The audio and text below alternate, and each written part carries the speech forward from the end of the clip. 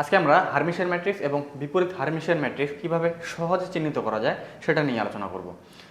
Hermitian matrix চেনার উপায় হচ্ছে যে মুখ্য কোণের সবগুলো ভুক্তি বাস্তব হবে আর জটিল অংশের চিহ্নের পরিবর্তন হবে। তাহলে আমরা যদি উদাহরণের সাহায্যে বিষয়টা বোঝার চেষ্টা করি, যে এখানে বেশ কয়েকটা ম্যাট্রিক্স আছে, বলতেছে যে এইখানে যে ম্যাট্রিক্সগুলো আছে তার মধ্যে কোনটি হার্মিশিয়ান আর কোনটি হার্মিশিয়ান নয়।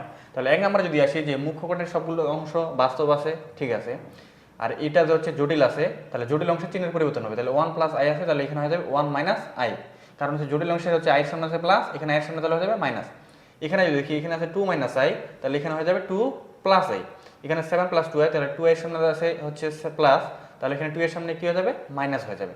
তাহলে এটা অবশ্যই একটা হার্মিশিয়ান ম্যাট্রিক্স।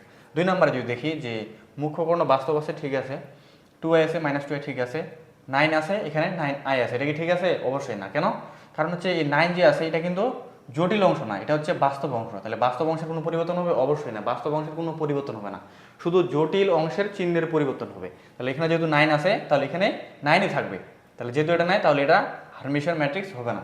তিন নম্বরে যদি আসি যে মুখ্য কোণ বাস্তব আছে, ঠিক আছে, 2 এ আছে, মাইনাস 2 এ ঠিক আছে, 9 আছে বাস্তব অংশ, এখানে 9 আছে বাস্তব অংশ, কারণ হচ্ছে বাস্তব অংশের কোনো ধরনের পরিবর্তন হবে না।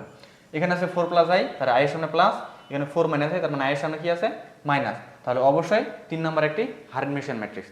তাহলে এখান থেকে 1 আর 3 হচ্ছে Hermitian matrix, 2 number Hermitian matrix নয়। বিপরীত হার্মিশিয়ান ম্যাট্রিক্সের মুখ্য কোণের উপাদানগুলো সবসময় জটিল অথবা শূন্য হবে আর বাস্তব অংশের চিহ্নের পরিবর্তন হবে।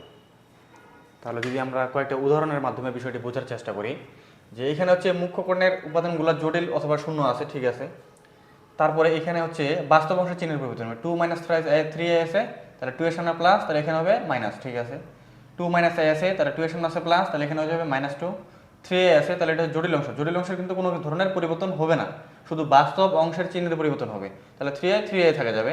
তাহলে এক নাম্বার হচ্ছে বিপরীত হার্মিশিয়ান ম্যাট্রিক্স। দুই নম্বরে যদি আসি যে মুখ্য কোণের সবগুলো উপাদান জটিল অথবা শূন্য হবে, ঠিক আছে, 2 এ আছে, 2 এ ঠিক আছে, 3 প্লাস 7 এ আছে, তাহলে হচ্ছে 3 সামনে প্লাস আছে, তাহলে এখানে 3 সামনে মাইনাস হয়ে যাবে, ঠিক আছে, 7 আছে, এখানে 7 আছে, কিন্তু এটা ভুল আছে। কেন? কারণ হচ্ছে 7 হচ্ছে বাস্তব অংশ, তাহলে বাস্তব অংশের চিহ্নের পরিবর্তন হবে। তাহলে 7 থাকলে এখানে কি হবে? অবশ্যই -7 হবে।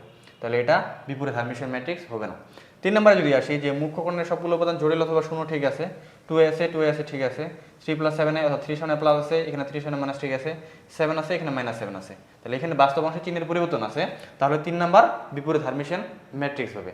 তাহলে এখানেও 1 আর 3 হচ্ছে বিপরীত হার্মিশিয়ান ম্যাট্রিক্স। তাহলে যদি হার্মিশিয়ান ম্যাট্রিক্স চেনার উপায় হচ্ছে যে মুখ্য কোণের সবগুলো উপাদান বাস্তব হবে আর হচ্ছে জটিল অংশের চিহ্নের পরিবর্তন হবে। আর বিপরীত হার্মিশিয়ান ম্যাট্রিক্স চেনার উপায় হচ্ছে মুখ্য কোণের সকল উপাদান জটিল অথবা শূন্য হবে আর হচ্ছে বাস্তব অংশের চিহ্নের পরিবর্তন হবে। ঠিক আছে।